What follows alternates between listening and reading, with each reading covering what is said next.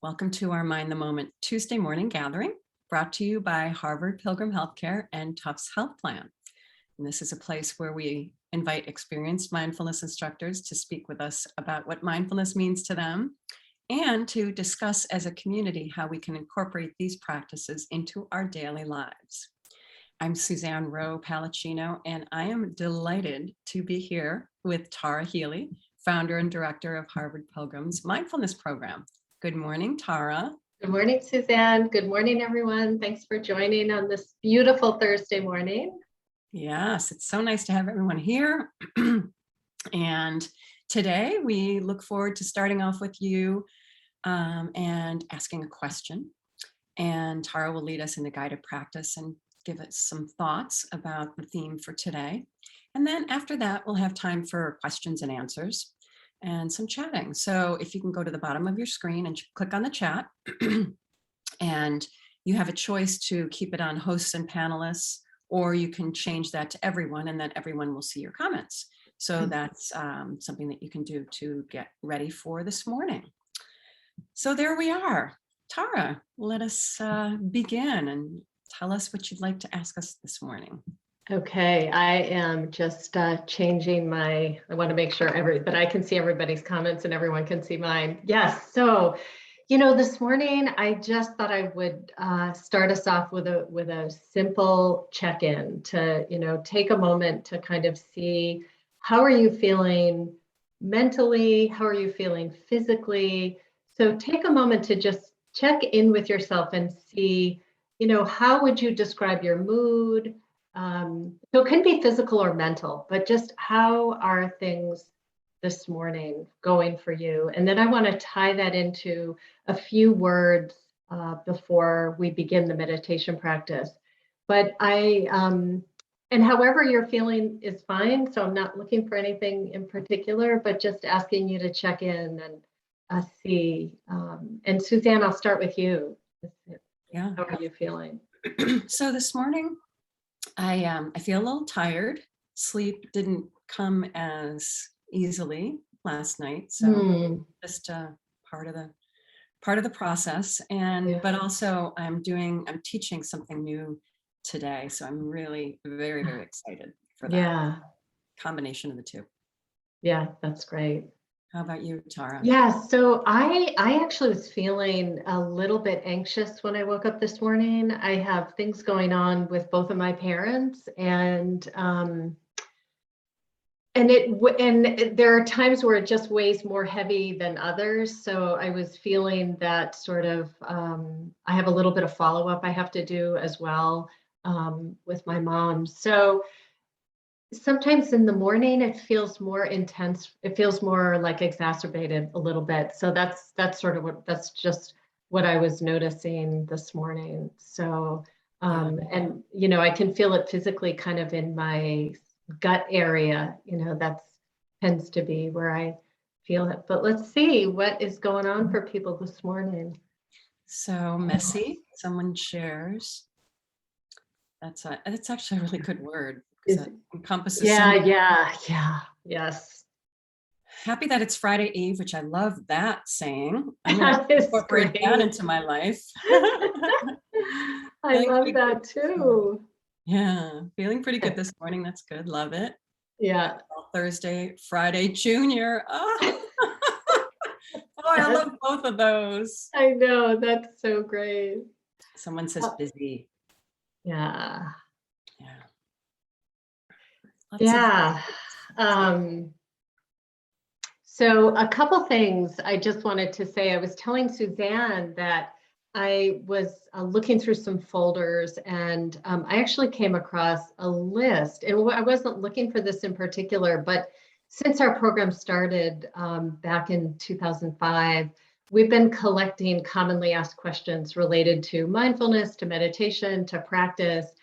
And there are questions that many of them have been repeated, but different words used to describe that question. But there are a bunch of questions that we see over and over and over again. So this morning, and this was the reason I asked you to sort of check in, was one of the questions is, what do I do if I can't settle my mind And what do I do if I can't settle my body? So they were kind of one question, but combined in what do I do if I can't?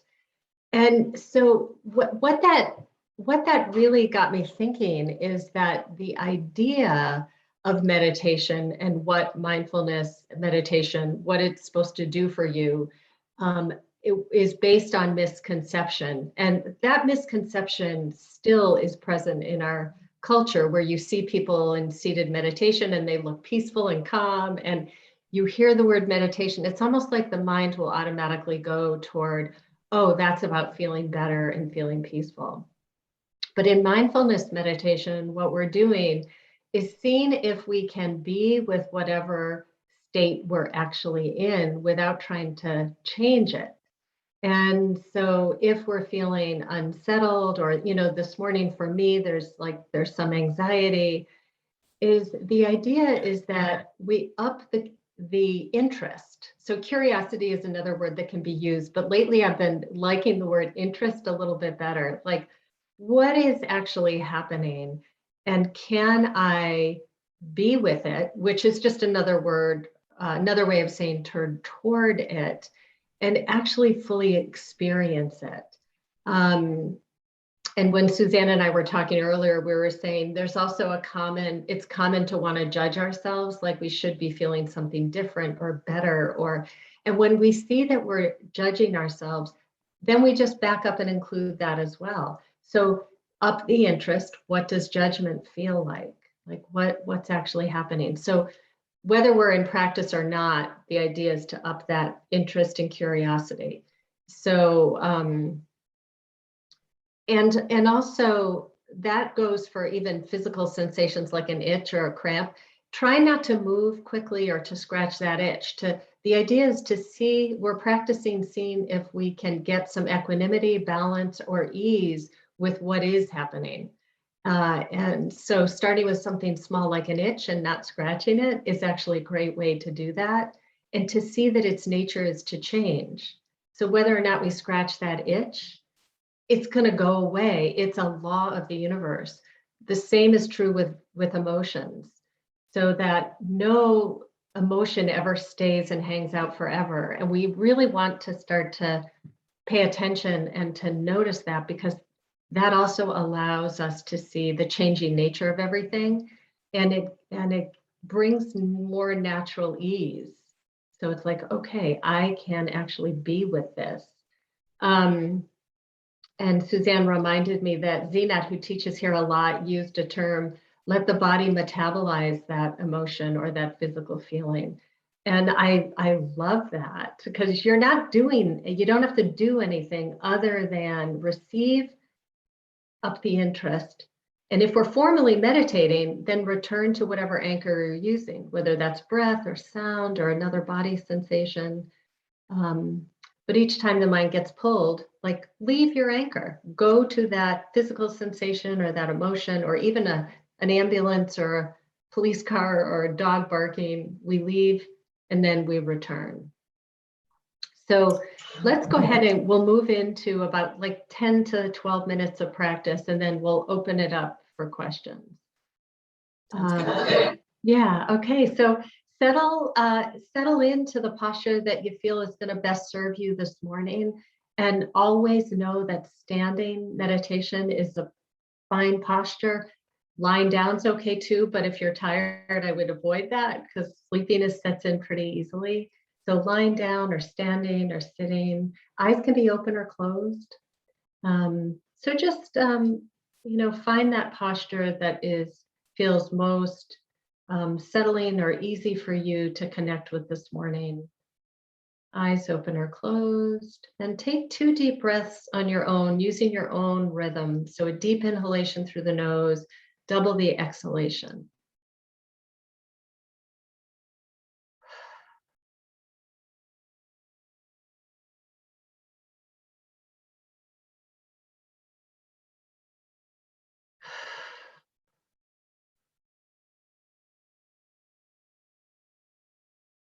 And then just allow the rhythm of your own breath to return, just that natural rhythm. So, you don't have to breathe a special way. However your body is breathing is fine. So just allow the natural rhythm of the breath to return. And let's have a wide angle lens over the whole body just to see how things are from your activity so far today, perhaps from whatever emotion that you might be feeling. So just check in with the body and see how things are, just what's happening, pulsing, vibration, tightness, heat, cold.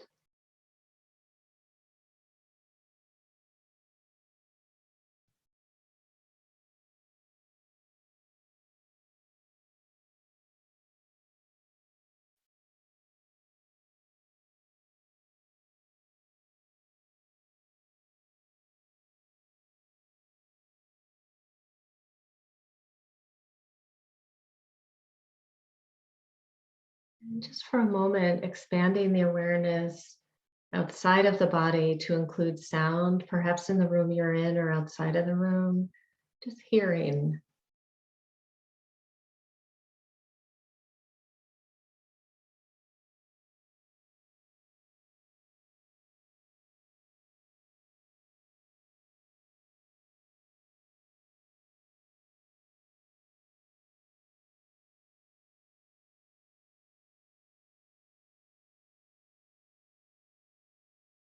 And as you feel ready, begin to bring the attention back inward, allowing whatever sound is happening in the room or outside of the room to be in the background, not trying to get rid of anything, bringing the awareness back in. And as you're noticing the rhythm of your breath, see if you can find where in the body the in breath and the out breath is most prominent. And that's one idea for an anchor. You can also use sound. So if there is consistent sound in the background, you could also use points of contact with the body and the surface that you're on and noticing that subtle point of pressure contact. You could take the palms of your hands and rest them on the countertop or on your thighs and use that point of contact, that feeling as your anchor. So taking a minute to settle in with an anchor. And each time the mind wanders, which it naturally will, remember we're not trying to stop thought. Just label thinking, soften the body, return to your anchor.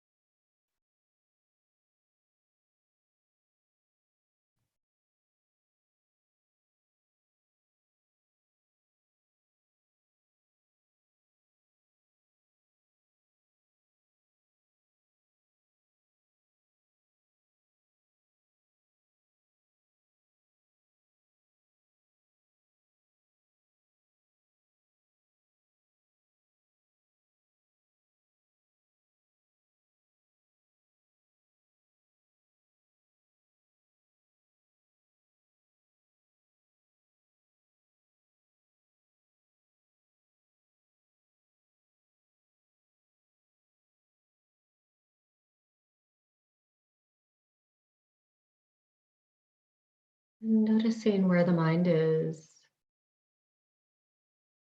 releasing thought, softening the body, and returning to that stabilizing anchor.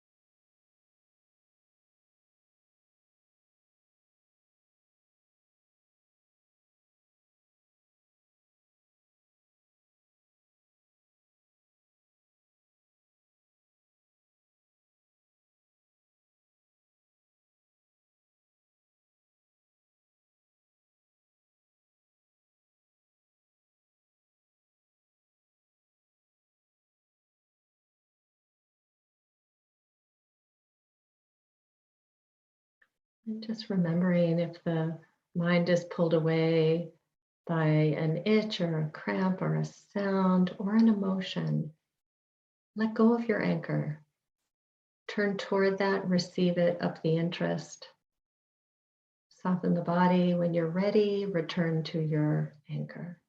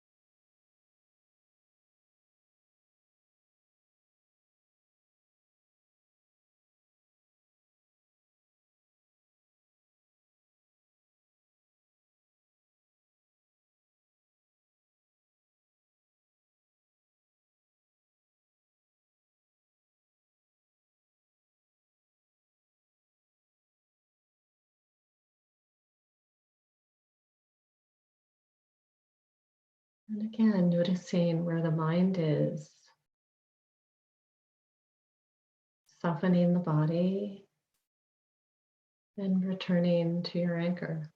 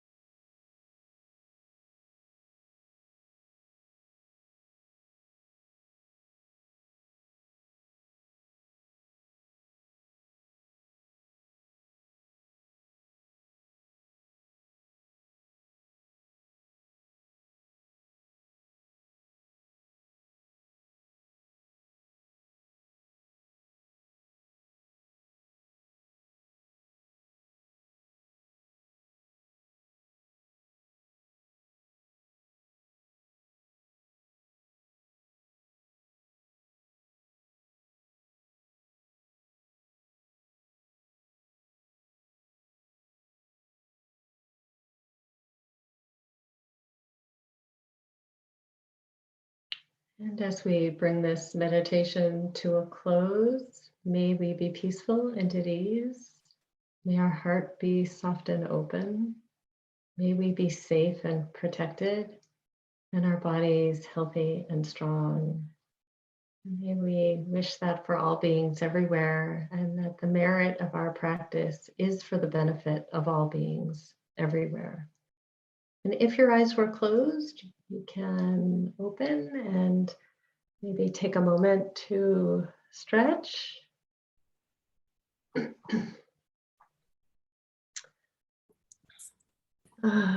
you, Tara. Yeah. So just a couple thoughts, and we'd love to hear from you as well, but that I think what's most important in practice is to come to practice without expectations of what should be happening, especially ease or relaxation, that we're actually learning to be with things as they are and gain some balance or equanimity. And so that whatever is happening is welcome. So it's all included and it's all welcome, and that we're not trying to create something special. And that through that, the byproduct is more ease in life when we have more balance, so that when things are difficult and challenging, we have a more balanced way of engaging, less reactivity, more responsiveness, more alignment with values. So, all of those things that sort of go hand in hand, so that our speech and our actions are aligned.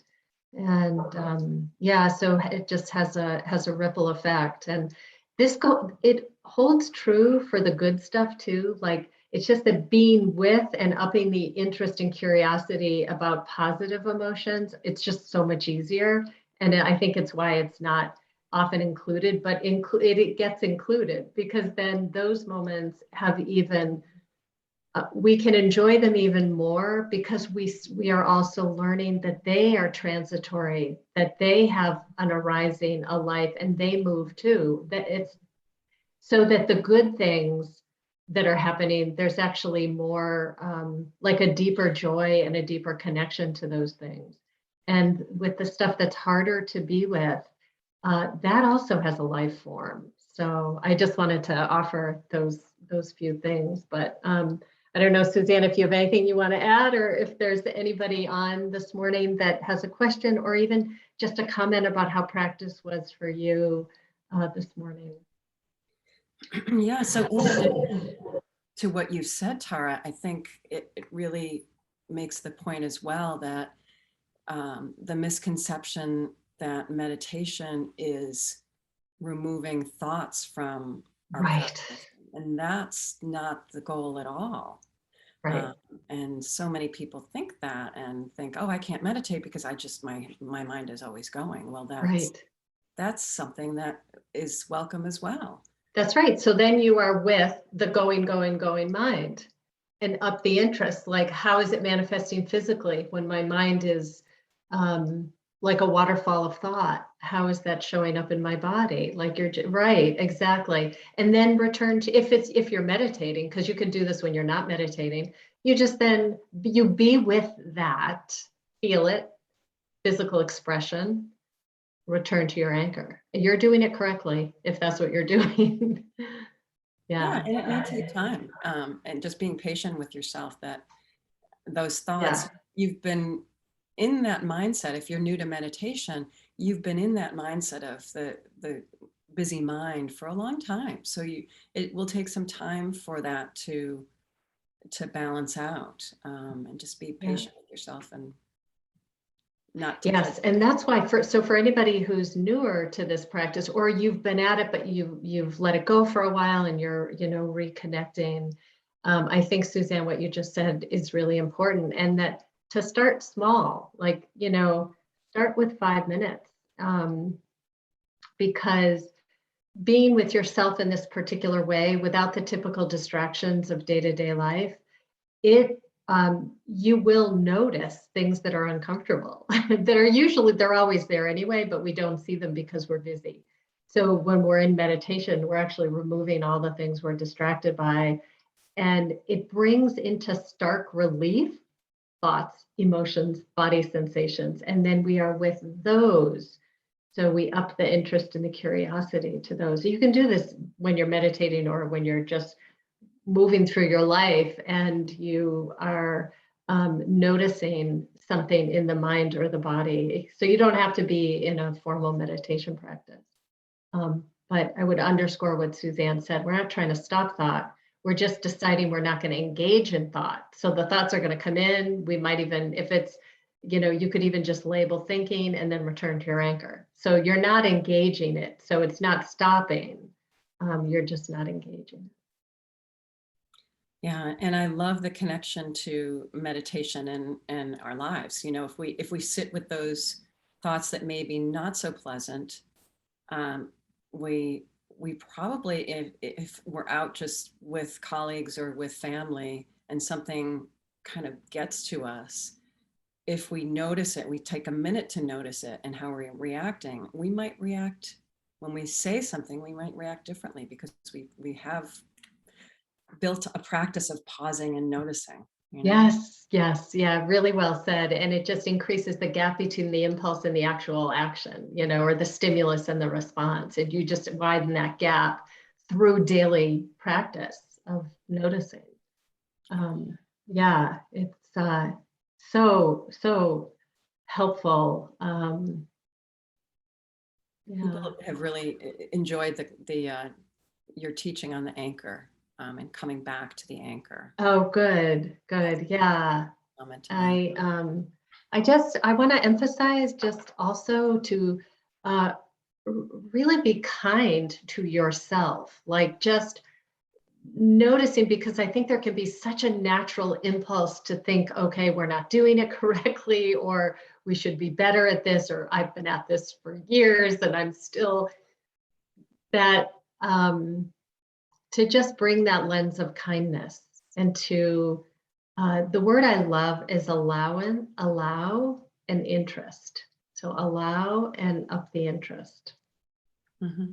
And that way you get to see your intentions and motivations more clearly too. So yeah. Oh, such good teaching, Tara. And I think the fact that we're going back to some of these basics, those of us that have been meditating a long time are so brand new. It never can be said enough. Right. No, it's so true. It's so true. They're such great reminders. So everyone is very thankful for your tips and for, the experience that you bring to this. So we're all very grateful to have that from you. Yes. So, Yeah. Thank you so much for being here with us this morning. And thank you, everyone here for joining us. And we look forward to seeing you next week. On Tuesday, we'll have Mary Starr Green. I'm sorry, actually, we're going to have Greg Topakian next Tuesday. So we look forward to seeing him and you together as we continue to build community. Yes. And, so thanks for joining again this morning. And Tara. Yeah, Greg is wonderful. So don't miss Tuesday if you can make it at all. And have a wonderful day. And the weekend, as some of you have said, is like upon us. So enjoy. Mm-hmm. All right. We'll see you all soon. Thank you again for joining.